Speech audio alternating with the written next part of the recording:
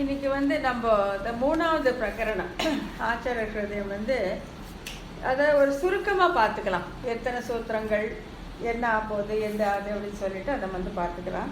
கேட்குதா? நல்லா கேட்குது இல்லைங்களா? ஒன்றும் பிரச்சனை இல்லையே, நல்ல லவுடாக கேட்குது. Very good. இப்போ இந்த இரண்டாவது பிரகரணத்தில் 149வது சூத்திரம் வரைக்கும் பார்த்தாச்சு.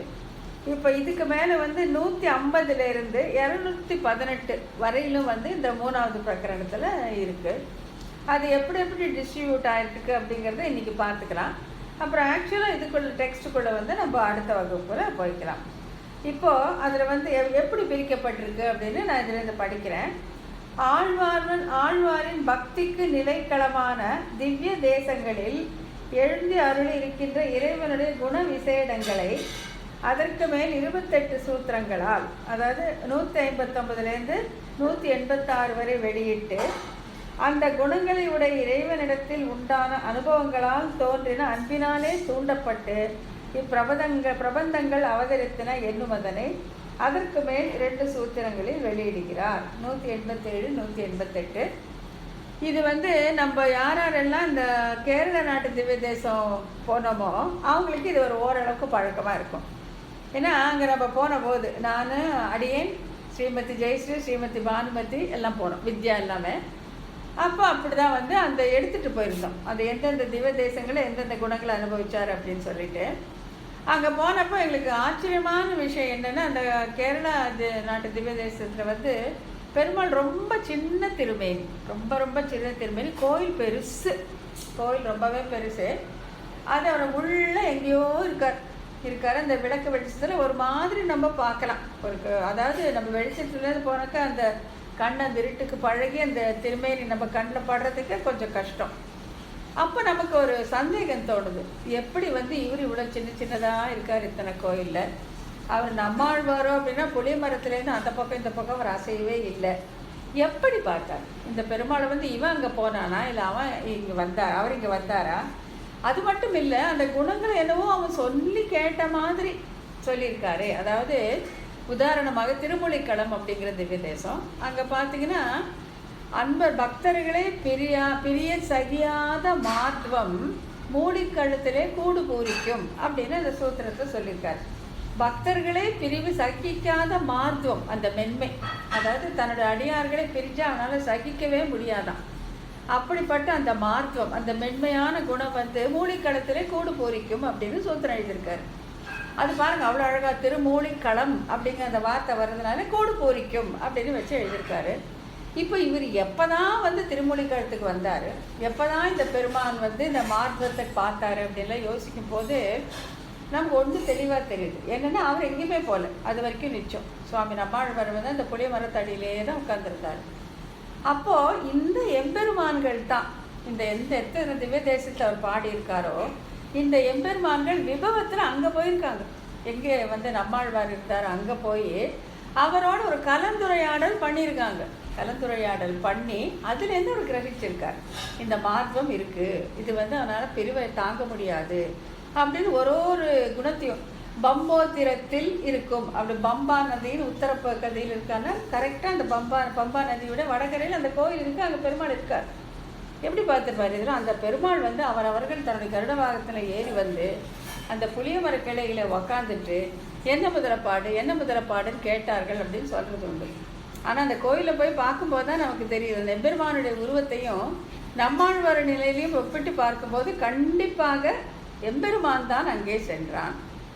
போனதோடு மட்டுமில்லை, அவரோட உட்காந்து கலந்துரையாடல் பண்ணி அங்கே தன்னுடைய குணத்தை அவன் வெளியிட்டிருக்கான். அதை இவர் கிரகிச்சு பாசுரங்களாக எழுதியிருக்கார்.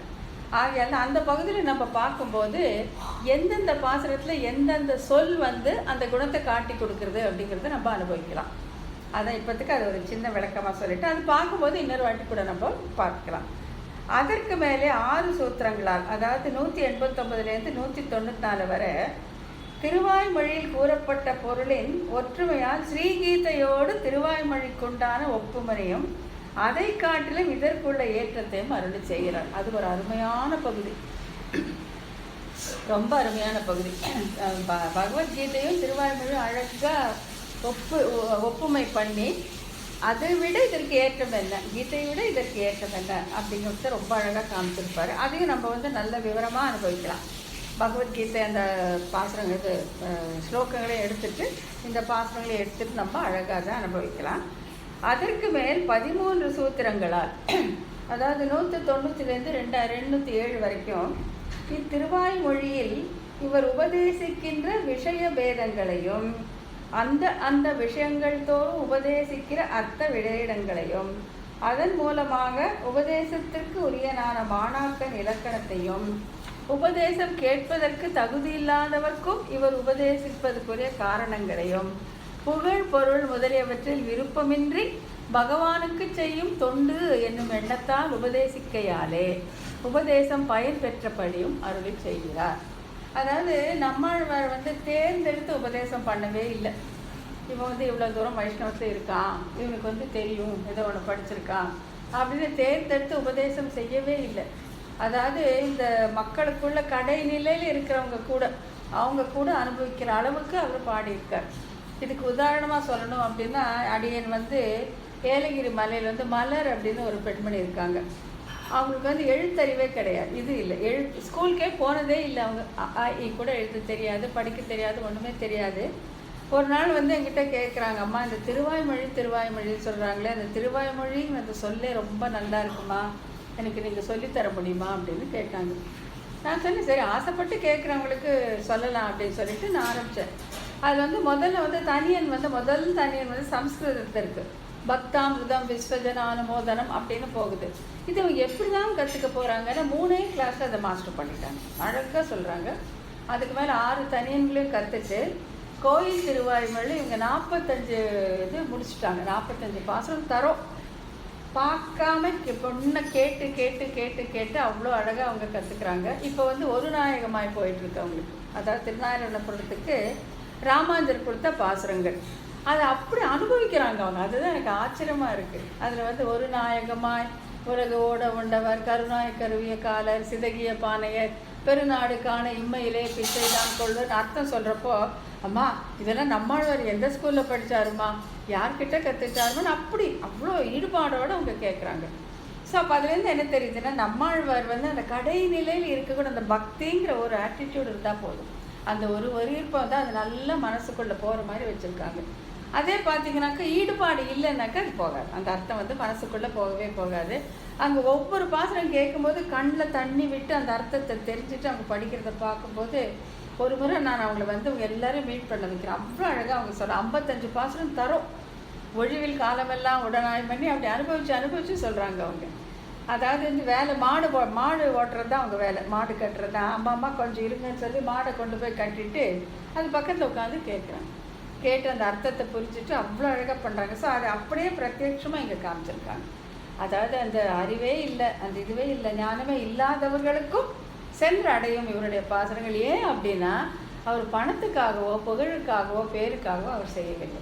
இந்த ஜீவாத்மாக்களை உய்வடை செய்ய வேண்டும், உத்தரிப்பிக்க வேண்டும் என்பது ஒன்றே தான் அவருடைய குறிக்கோளாக இருந்ததுனால நம்ம இது கண்கூட பார்க்குறோம். இந்த கலிகாலத்தில் அதை வந்து நம்ம கண்கூட பார்க்குறோம். அதுதான் இந்த பகுதியில் சொல்லியிருக்காங்க. அடுத்தது பார்த்தீங்கன்னாக்கா, அதற்கு மேல் 5 சூத்திரங்களால், அதாவது 208லேருந்து 212 இந்த பிரபந்தங்கள் தாம் திருமந்திரம் துவயம் சரம ஸ்லோகம் என்னும் இரகசிய திரயங்களின் பொருள்களை கூறுகின்றன என்பதையும், அந்த இரகசிய திரயத்தில் சொல்லப்படுகின்ற 5 பொருள்களும் இந்த பிரபந்தங்களிலே சுருக்கமாகவும் விரிவாகவும் சொல்லப்படுகின்ற வகையினை வெளியிடுகின்றார். இப்போ வந்து நம்ம இந்த பெண் பேஜில் எடுத்துட்டு தோழி தாய் தலைவியில் வந்து திருமந்திரார்த்தை மட்டும் பார்த்தோம் இல்லைங்க. திருமந்திரத்தை மட்டும் எது தோழி பேச்சாச்சு, எது தாய் பேச்சு, எது தலை பேச்சுன்னு பார்த்தோம். ஆனால் இந்த பகுதியில் என்ன பார்க்க போகிறோன்னா, துவயத்துடைய அர்த்தமாக எப்படி இருக்குது, ரொம்ப அருமையாக இருக்கும் அந்த பகுதி. சர்ம ஸ்லோக அர்த்தத்தையும் இதில் எப்படி கொண்டு வந்திருக்காருன்ட்டு இதில் சொல்லப்படுகிற 5 அர்த்தம் அர்த்த பஞ்சக ஞானம்.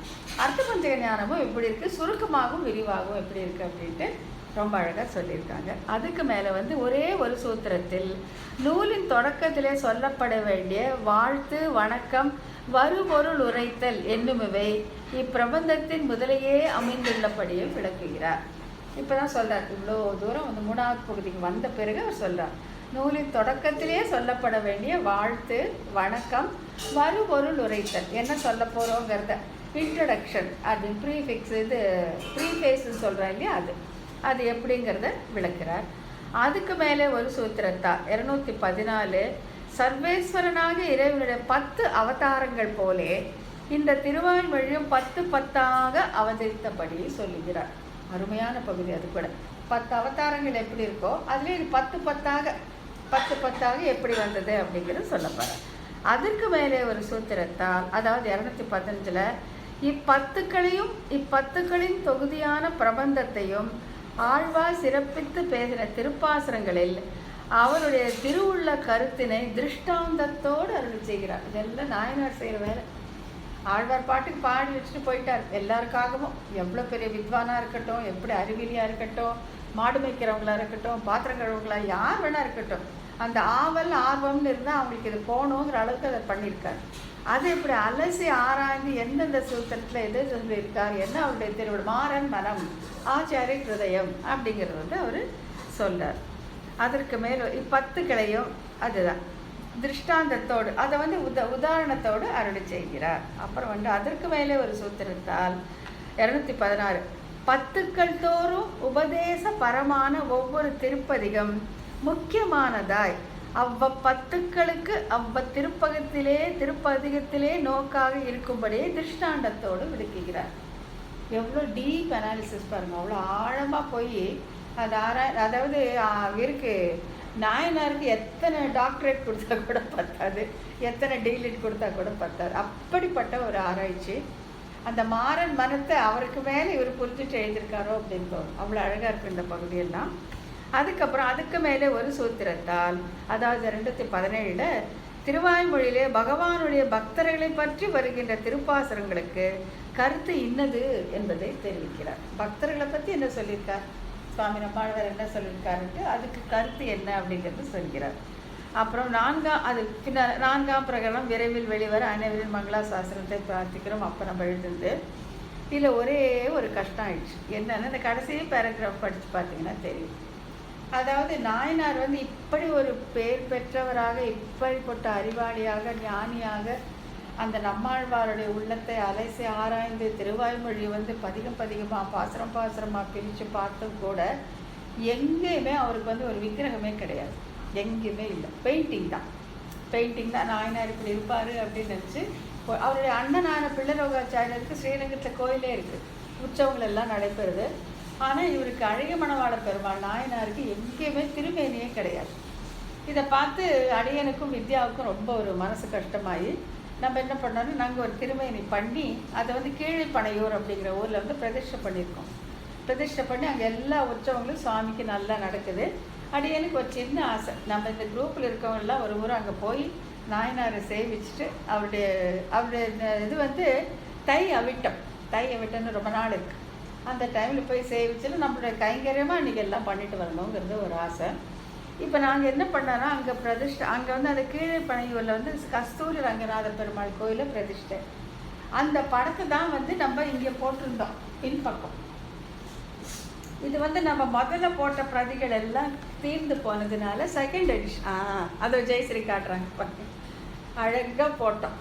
அது என்னன்னா, இந்த செகண்ட் எடிஷன் போடும்போது அந்த கம்யூனிகேஷன் கேப்போ என்னவோ தெரியல, முன்னட்டை பின்னட்டை ரெண்டையும் பெருமாளையும் ஆக்கிபை பண்ணிட்டார். அவர் என்னன்னு சொல்றது, நாயனாரை தள்ளி விட்டுட்டு அவரே முன்னால் வந்துட்டார். ஸோ அதனால் இந்த கடைசி பேராகிராஃப் பொய்யா போச்சு. நீங்கள் பார்க்க முடியாத நாயனார் 4ஆம் பகுதியில் இருக்கார். 4ஆவது பிரகரணத்தில் அந்த முகப்புன்னு சொல்கிறோம்ல, அதில் அழகிய வர்ணப்படமாகவே இருக்கார்.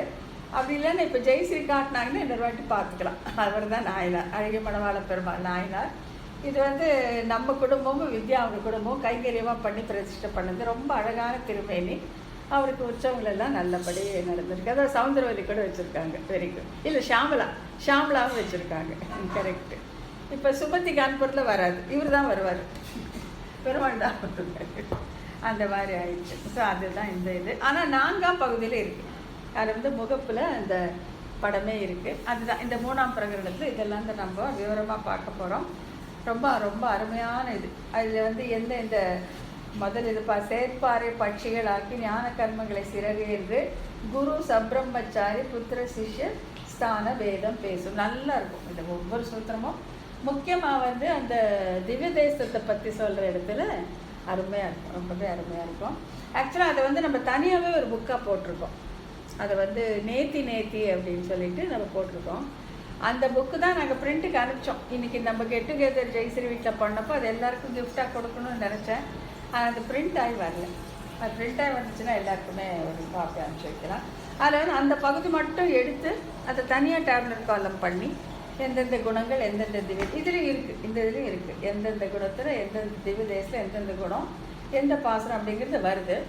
அந்த வரும்போது நம்ம நல்ல நிதானமாக அந்த பாசனங்களை படித்து அந்த வியாக்கியானங்களுக்குள்ளே எப்படி வந்து நம்ம இந்த திருமந்திரம் பார்க்கும்போது பண்ணோமோ அந்த மாதிரி பண்ணிட்டாக்க அது ரொம்ப ஒரு அருமையான அனுபவமாக போகும்.